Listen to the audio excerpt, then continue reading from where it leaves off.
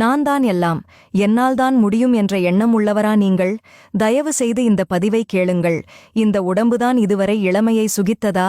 இந்த சூம்பும் மார்புகளுக்கா இத்தனை கண்கள் வட்டமிட்டது?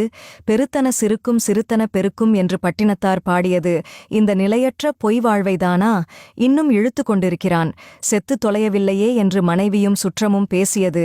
எனக்கு அவர்கள் என்னை 100 ஆண்டு வாழ்க என வாழ்த்தியது நினைவுக்கு வந்தது. இதுவரை எனது கோடாரியால் நான் எனது வேரையல்லவா வெட்டியிருக்கிறேன். வெட்டி நான் விரும்பியவையெல்லாம் என்னை வெறுத்து கொண்டிருந்தது. இளமையாயிருக்கும்போதே முதுமையை பழகியிருக்க வேண்டும். அறுசுவை உணவை தேடி தேடி உண்ணும்போதே அது மலமாகும் என்று உணர்ந்திருந்தால் அடுத்தவர் உணவை நான் பறித்திருக்க மாட்டேன். அனைவருக்கும் பயன்பட வேண்டிய பொன் பொருளை ஒரு திருடனைப் போல் பதுக்கியிருக்க மாட்டேன். காலம் கடந்த ஞானம், பாயும் நோயும் தவிர யார் துணை வரப்போகிறார்கள்? இறந்தாலும் எனக்காக யார் அழப்போகிறார்கள்? பிணமான பின் இந்த மாளிகையும் பணமும் எனதென்று நான் சொந்தம் கொள்ளவா முடியும்? சந்தனத்தால் மணந்த உடல் என்றாலும் இறந்தால் மணக்கவா போகிறது? கண்ணே மணியே என்று கொஞ்சிய தாயும், காதலா என் உயிரே என்று சொன்ன மனைவியும் பிணமான பின் சுடுகாட்டில் அல்லவா விட்டு செல்வார்கள்? பிரியமாட்டேன் என்று சொன்னவர்கள் பிணம் என்று வீசி சென்ற பிறகு மண் என்னை பார்த்து, மகனே, நான் இருக்கிறேன், என் மடியில் வந்து உறங்கு என்று என்னை மார்போடு தழுவிக்கொண்டது. உங்கள் உடலில் இருக்கும் ஒவ்வொரு உறுப்பும் நீங்கள் உயிருடன் இருக்கும் அத்தனை நாளும் பயன்படுத்தவே படைக்கப்பட்டிருக்கிறது. அதனால் வயதானால் அந்த நோய் வரும், வயதானால் இந்த நோய் வரும் என்று சொன்னால் தயவு செய்து நம்பாதீர்கள். உங்கள் கூடவே வாழும் மிருகங்களை பாருங்கள். மரணம் வரும் வரை தன் வேலைகளை தானே செய்து கொள்கிறது.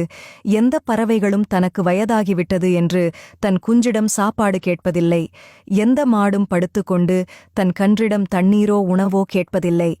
எந்த பூனையோ நாயோ படுத்த படுக்கையாக இருந்து கொண்டும் மலம் கழிப்பதில்லை. மரணமடையும் நாள் வரை ஆரோக்கியமாக சுயமாக தன் வேலைகள் அனைத்தையும் செய்கின்றன. மனிதர்கள் மட்டும்தான் வயதானால் நோய் வரும், இயலாமை வரும் என்று நம்பி அடுத்தவர்களை எதிர்பார்த்து வாழ ஆரம்பிக்கிறார்கள். நன்கு ஞாபகம் வைத்துக் கொள்ளுங்கள். முதுமை என்று எதுவும் இல்லை, நோய் என்று எதுவும் இல்லை, இயலாமை என்று எதுவும் இல்லை. எல்லாம் உங்கள் மனதிலும் அதன் நம்பிக்கையிலும் தான் இருக்கிறது. சிந்தனையை மாற்றுங்கள். ஆரோக்கியமாக வாழுங்கள்.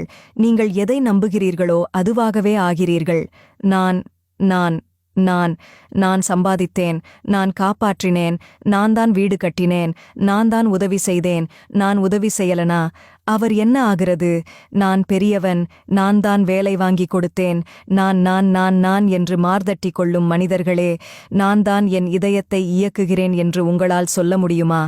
நான் தான் என் மூளையை இயக்குகிறேன் என்று உங்களால் சொல்ல முடியுமா?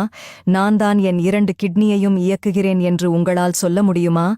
நான் தான் என் வயிற்றில் சாப்பிட்ட உணவிலிருந்து சத்துக்களை தனியாக பிரித்து இரத்தத்தில் கலக்குகிறேன் என்று உங்களால் சொல்ல முடியுமா? நான் தான் பூக்களை மலர வைக்கிறேன் என்று உங்களால் சொல்ல முடியுமா? இவைகள் அனைத்தையும் எவன் செய்கிறானோ இயக்குகிறானோ அவன் ஒருவனுக்கே நான் என்று சொல்வதற்கு அதிகாரமும் உரிமையும் உண்டு. ஆகையால் நான் என்ற அகந்தையை விட்டு அனைவரிடமும் அன்பாக இருங்கள். உனக்கு மேலே உள்ளவனை பார்த்து ஏங்காதே, தாழ்வு மனப்பான்மை வரும். உனக்கு கீழே உள்ளவனை ஏளனமாய் பார்க்காதே, தலைக்கணம் வரும். உன்னை யாரோடும் ஒப்பிடாமல் நீயாக இரு, தன்னம்பிக்கை வரும்.